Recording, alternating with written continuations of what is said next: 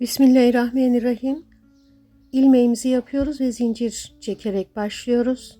Ölçülerini beğendiğimiz bir hırkamıza göre belirliyoruz. Modelimizi tam oturtmak için biraz fazla çekiyoruz. Fazlasını kesip çıkarabiliriz. Şimdi burada dönüşte 9. zincire bir tane ikili trabzan örüyoruz. Sonra yanındaki iki zincire de birer tane ikili trabzan örüp burayı 3'e tamamlıyoruz.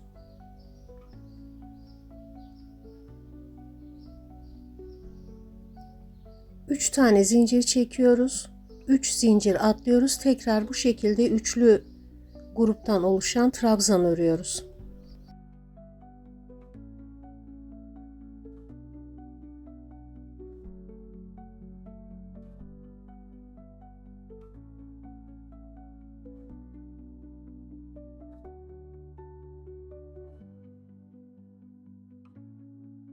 Beş zincir çekiyoruz. 3 tane zincir sayıyoruz. Dördüncüsüne sık iğne ile kapatıyoruz. 5 zincir çekiyoruz.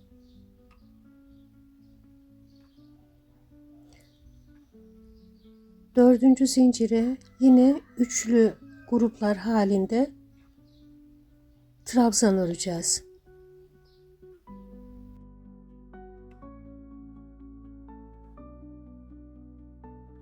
4 grup örüyoruz ve aralarında üçer zincir çekiyoruz.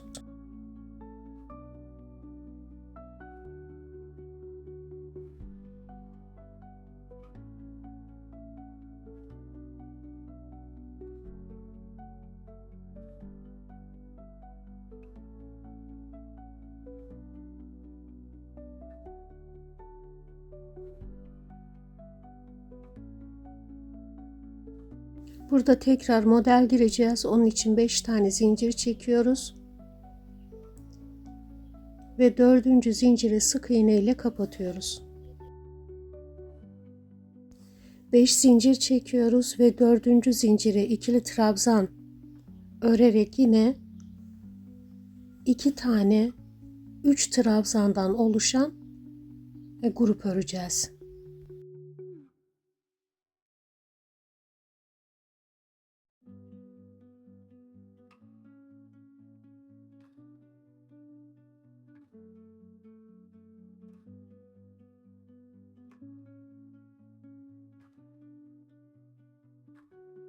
İki grup ördükten sonra diğer kenarda yaptığımız gibi 3 tane zincir çekiyoruz.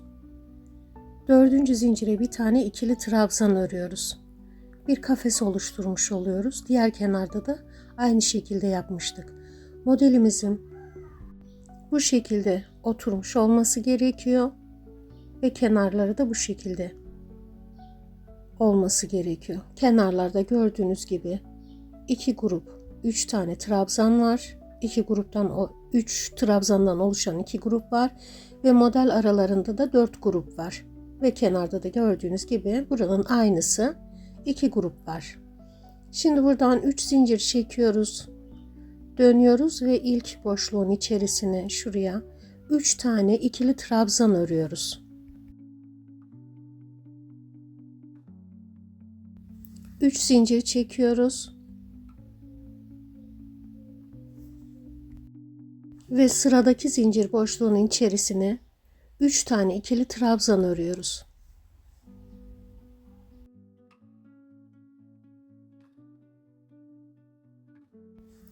Üç zincir çekiyoruz. Ve 5 zincirimiz var sırada. Zincirimizi ortalayarak yani 3. zincire 2 tane ikili trabzan örüyoruz.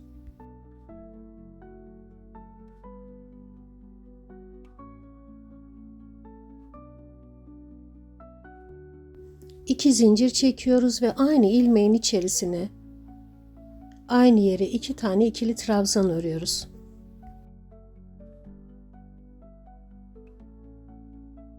Beş zincir çekiyoruz ve sıradaki 5 zincirimizin yine 3. zincirine 2 tane ikili trabzan örüyoruz. 2 zincir çekiyoruz. Aynı yere 2 tane daha ikili trabzan örüyoruz. Az önce ördüğümüz gibi.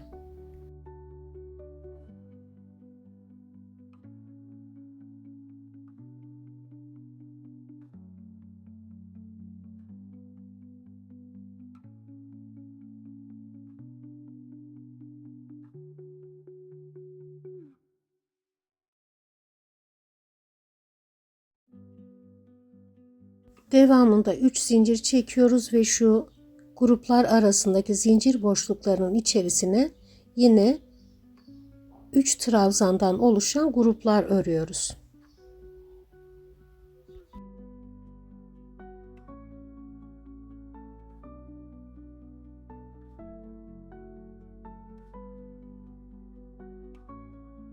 Buraya 3 grup ördükten sonra tekrar modelimizi gireceğiz. Modelimizin ikinci sırasını ve şurayı ördüğümüz şekilde, burayı ördüğümüz şekilde burayı örüp devam edeceğiz.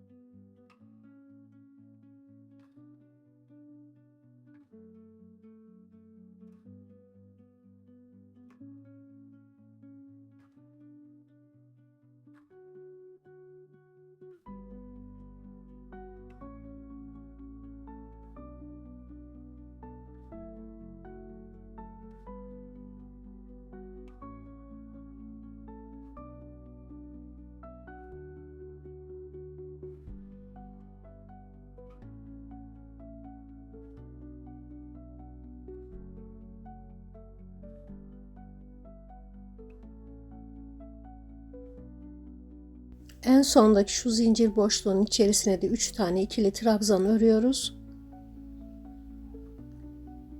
Ve 6 zincir çekerek geri dönüyoruz.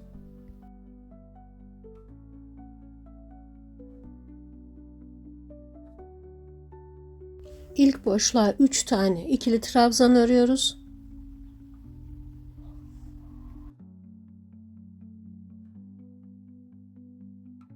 Üç zincir çekiyoruz. Ve evet, şurası zincirin üzerine ördüğümüz 2 trabzan, 2 zincir, 2 trabzan olan yer var ya, şurası modelimizin işte 3. sırası. Buraya aynı şekilde 2 trabzan, 2 zincir, 2 trabzan örüyoruz.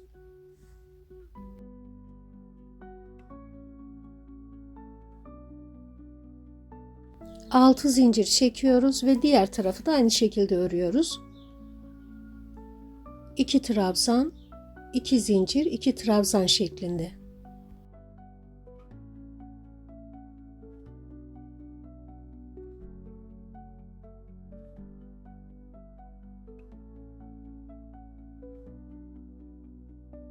Üç zincir çekiyoruz.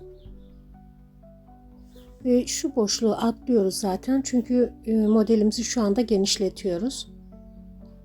Diğer boşluğa 3 tane ikili trabzan örüyoruz.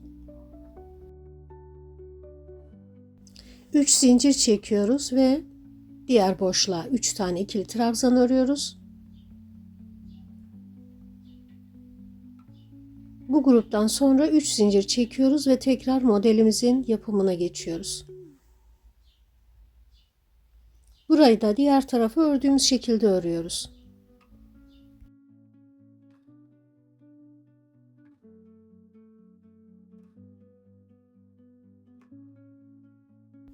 Burayı nasıl ördük? Aynısı. Burayı da aynı şekilde örüyoruz. Sıramızı bu şekilde tamamladıktan sonra 3 zincir çekip dönüyoruz. Ve boşluğun içerisine 3 tane ikili trabzan örüyoruz.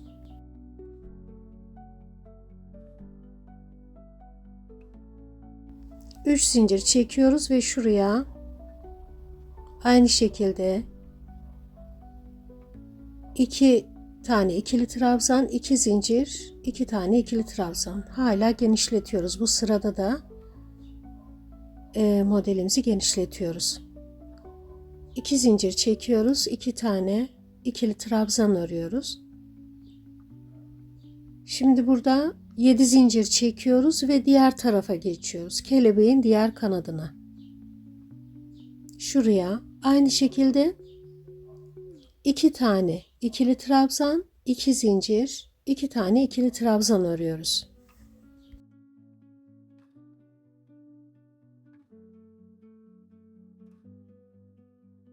Üç zincir çekiyoruz. Ve iki grubun arasındaki boşluğa, yine dibindeki boşluğa atlıyoruz. İki grup arasındaki boşluğa 3 tane ikili trabzan örüyoruz.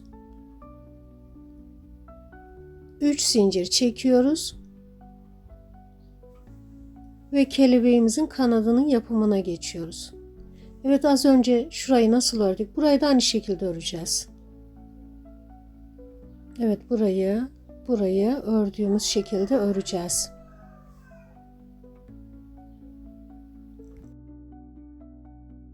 Sıramızı bu şekilde tamamladıktan sonra 6 zincir çekip dönüyoruz. Şimdiye kadar modelimizi genişletiyorduk. Şimdi daraltmaya geçeceğiz ve şuraya hemen dibindeki boşluğa, yani dibindeki boşlukları geçiyorduk ama şimdi örmeye başlayacağız. 3 tane ikili trabzan örüyoruz. 3 zincir çekiyoruz. Kanat değişmiyor. Burası 2 tane ikili trabzan, 2 zincir, 2 tane ikili trabzan şeklinde örülüyor.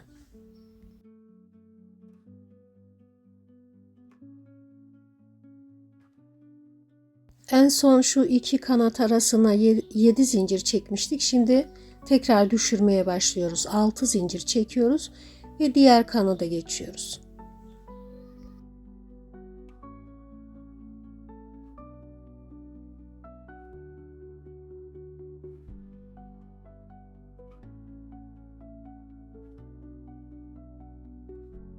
Kanadı ördükten sonra 3 zincir çekiyoruz ve hemen kanadın dibindeki boşluğa 3 tane ikili trabzan örüyoruz.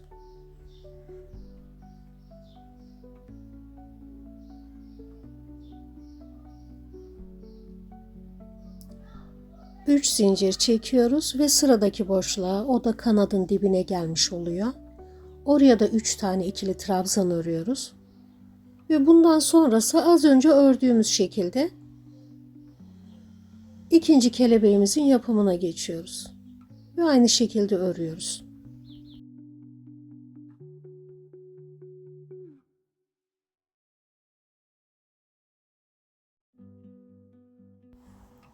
Burayı nasıl ördüysek bu tarafı da aynı şekilde örüyoruz.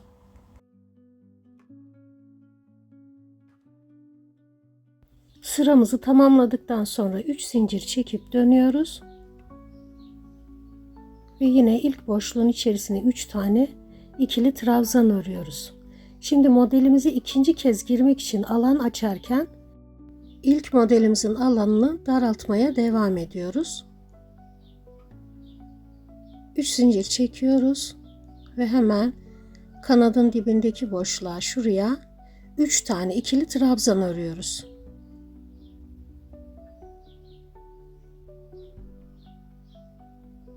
Üç zincir çekiyoruz ve kanat yapımını aynı şekilde örüyoruz.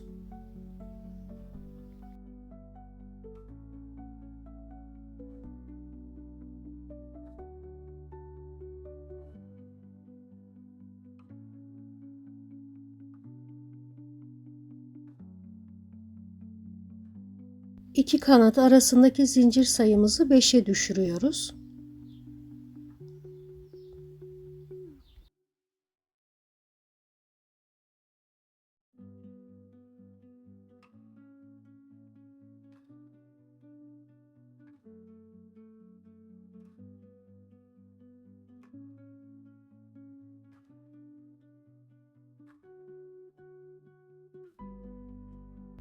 Üç zincir çekiyoruz ve hemen kanadın dibindeki boşluğa şuraya 3 tane ikili trabzan örüyoruz. Burada modelimizi kaydırmış olacağız ve ilk sırasını girmiş olacağız. 5 tane zincir çekiyoruz. Şuraya gireceğiz modelimizi. 5 zincirimizi şu iki grup arasına sık iğne ile kapatıyoruz. Bu kaydırmış olduğumuz modelimizin ilk başlangıcı oluyor. 5 zincir çekiyoruz ve hemen kanadın dibindeki boşluğa 3 tane ikili trabzan örüyoruz. Ve tekrar kanat yapımına geçiyoruz. 3 zincir çekiyoruz. Buraya 2 tane ikili trabzan, 2 zincir, 2 tane ikili trabzan şeklinde devam ediyoruz. Ve buraya modelimizi kaydırmış olduk. Burayı ördüğümüz şekilde öreceğiz.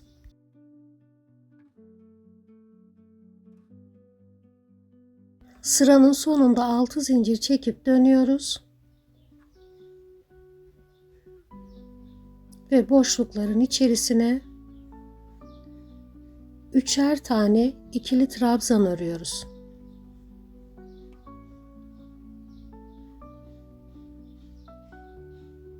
Üç zincir çekiyoruz. Diğer boşluğa da aynı şekilde 3 tane ikili trabzan örüyoruz.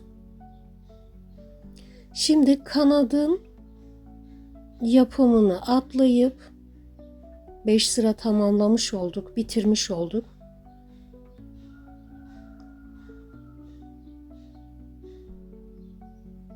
Şimdi buradan burayı örmeyeceğiz. 10 tane zincir çekiyoruz.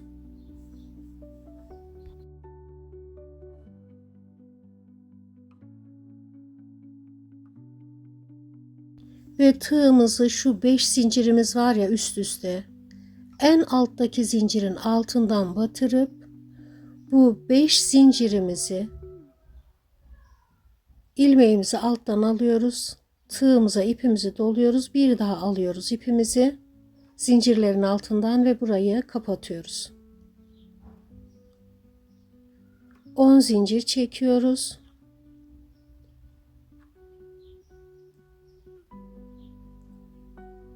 Şu kanat yapımını atlayıp şurayı atlıyoruz. Sonraki boşluğun içerisine 3 tane ikili trabzan örüyoruz.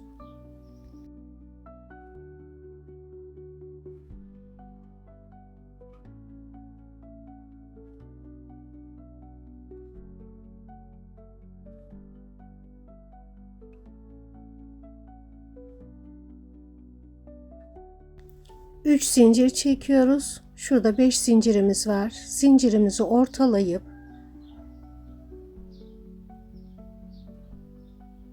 üçüncü zincire tekrar kanat yapımına geçiyoruz. 2 tane ikili trabzan örüyoruz. 2 zincir çekiyoruz. Aynı yere 2 tane daha ikili trabzan örüyoruz. Kanat yapımını biliyorsunuz zaten ama burayı bu ikinci modelimizi örerken ilk girdiğimiz modeli de bitiriyoruz. O yüzden buraları gösteriyorum.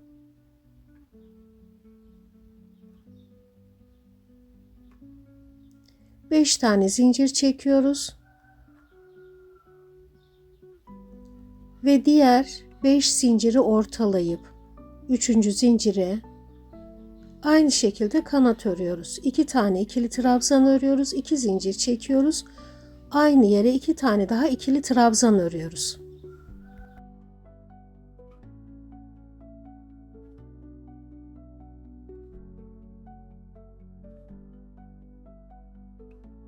Üç zincir çekiyoruz ve kanadın dibindeki şu boşluğun içerisine 3 tane ikili trabzan örüyoruz.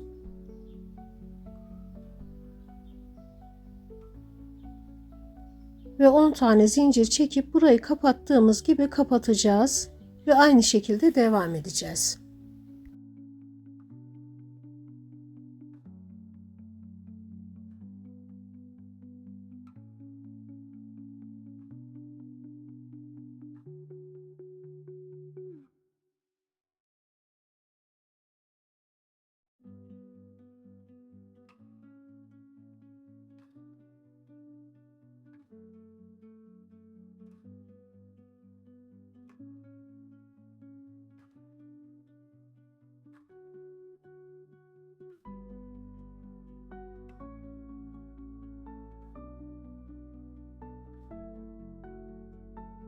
Kanada atlıyoruz burayı ve sonraki boşluğa 3 tane ikili trabzan örüyoruz.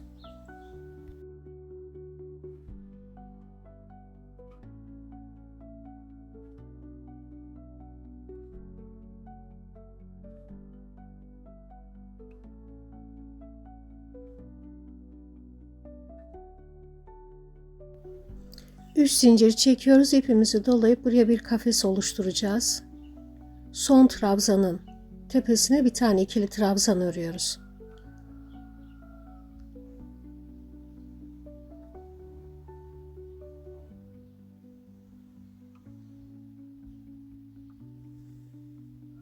Şimdi buradan 3 zincir çekip dönüyoruz. Ve boşluğun içerisine 3 tane ikili trabzan örüyoruz.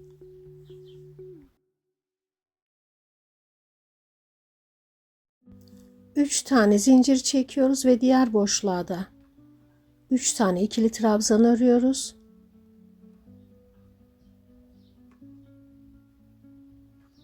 Üç tane zincir çekiyoruz ve şuraya 10 zincir çektiğimiz boşluğa 3 tane ikili trabzan örüyoruz.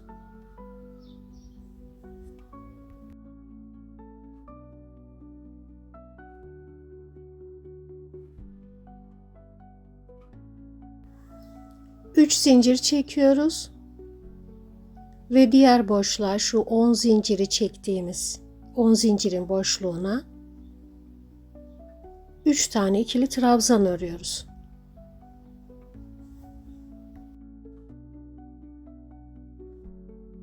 Modelimizi ikinci kez girmiştik ve genişletiyorduk ya. Şimdi buradan 3 zincir çekiyoruz ve kelebeğimizin kanat yapımına geçiyoruz. Şu boşluğu atlıyoruz.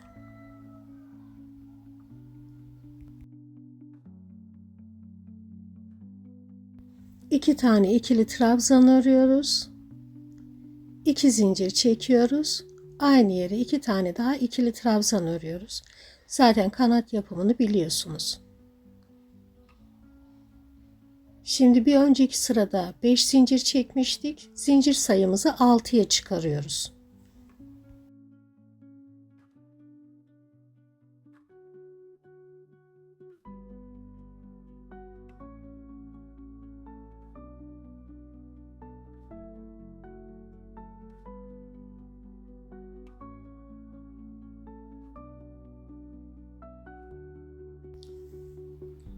Kanadı ördükten sonra 3 zincir çekiyoruz. Şu boşluğu atlayıp şu 10 zincirlik boşluğa geçiyoruz.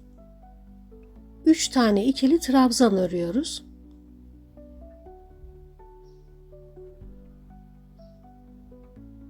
Üç zincir çekiyoruz ve diğer 10 zincirlik boşluğa şuraya 3 tane ikili trabzan örüyoruz.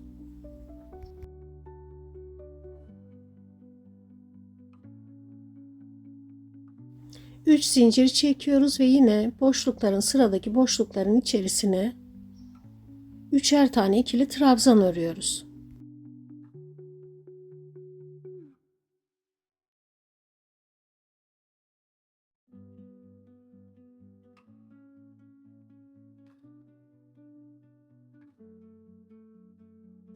Altı zincir çekip dönüyoruz.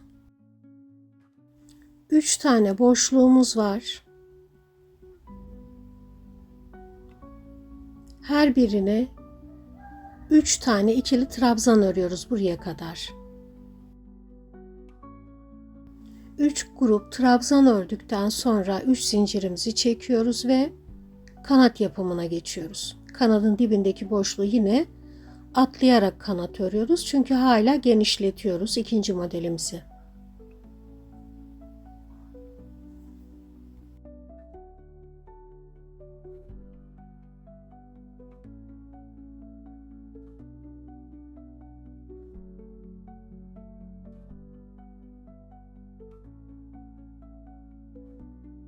Bir önceki sırada 6 zincir çekmiştik. Şimdi 7 zincir çekiyoruz iki kanat arasında.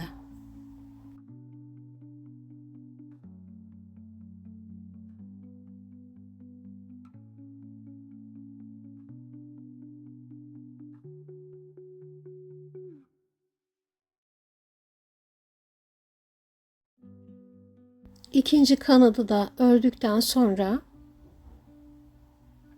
öbür tarafta yine üçlü grup trabzan yapımı var. Kanadın dibindeki boşluğu atlıyoruz ve diğer kalan 3 boşluğun içerisine üçer tane ikili trabzan örüyoruz. Az önce kelebekten önce ördüğümüz şekilde. Kanattan sonra 3 zincir çekiyoruz ve kanadın dibindeki boşluğu atlıyoruz. Diğer boşluğa tam da kelebeğimizin antenlerinin arasındaki boşluk olmuş oluyor. Buraya 3 tane ikili trabzan örüyoruz ve diğer sıradaki iki boşluğa da aynı şekilde üçer tane ikili trabzan örüyoruz. Sıramızı tamamlamış olduk. 3 zincir çekerek döneceğiz ve şuraya boşlukların içerisine üçer tane ikili trabzan öreceğiz. 4 boşluğumuz vardı. 4'üne de üçer tane ikili trabzan ördük. Hemen kelebeğin dibindeki, kanadın dibindekine de ördük. Çünkü ikinci defa girdiğimiz modelimizi artık daraltmaya ve üçüncü modelin girişi için yer açmaya hazırlıyoruz. Ve tekrar kanat yapımına geçiyoruz. Bir önceki sırada 7 olan zincirimizi bu sırada 6'ya düşürüyoruz. 6 zincir çekiyoruz ve diğer kanadın yapımına geçiyoruz. 2 tane ikili trabzan, 2 zincir, aynı yere 2 tane ikili trabzan. Ve hemen kanadın dibindeki boşluktan başlayarak sıradaki 4 boşluğun içerisine üçer tane ikili trabzan örüyoruz.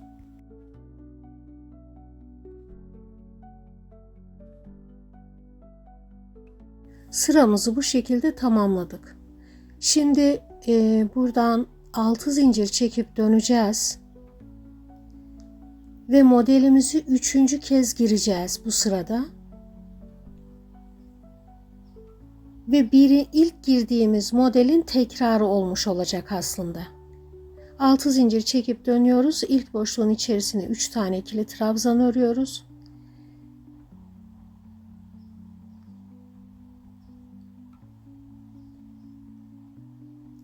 Üç zincir çekiyoruz. Diğer boşluğun içerisine de 3 tane ikili trabzan örüyoruz. Şimdi modelimize gireceğiz. Tam hizasında bakın. Şuraya.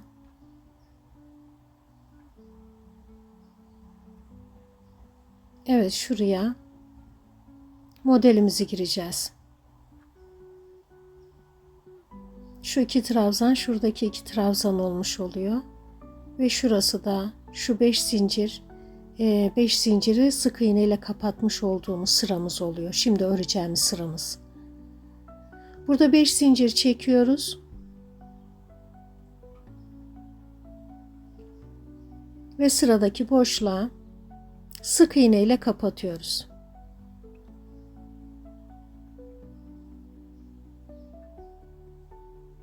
Beş zincir çekiyoruz. Sıradaki boşluğun içerisine 3 tane ikili trabzan örüyoruz.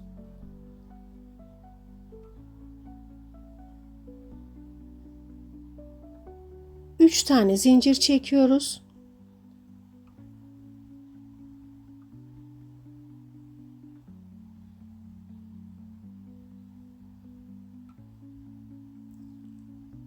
Ve bitirmek üzere olduğumuz kelebeğimizin kanadını örüyoruz.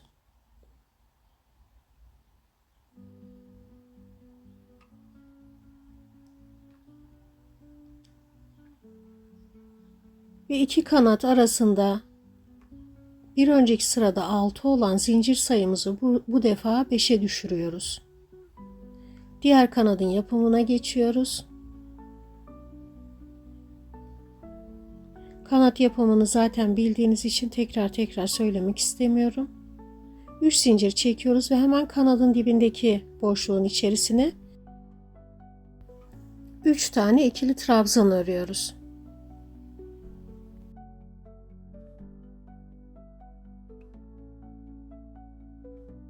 Beş zincir çekiyoruz ve tekrar modelimizi giriyoruz. Sıradaki boşluğun içerisine sık iğne ile 5 zinciri kapatıyoruz.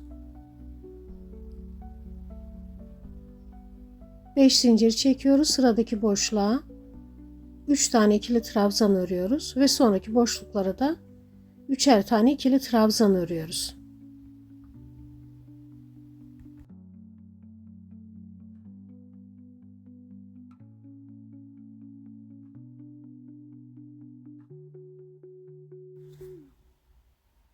Evet, şu ilk sıramızı girmiş olduk şimdi. Bundan sonrasını sıra takibi yaparak ve diğer bitirmek üzere olduğumuz kelebeğimizi de ilk kelebeklerimizi nasıl ördüğümüze bakarak tamamlayabilirsiniz. Ben şimdi birkaç sıra daha örüp göstereceğim. Başka bir videoda buluşmak üzere. Allah'a emanet olun.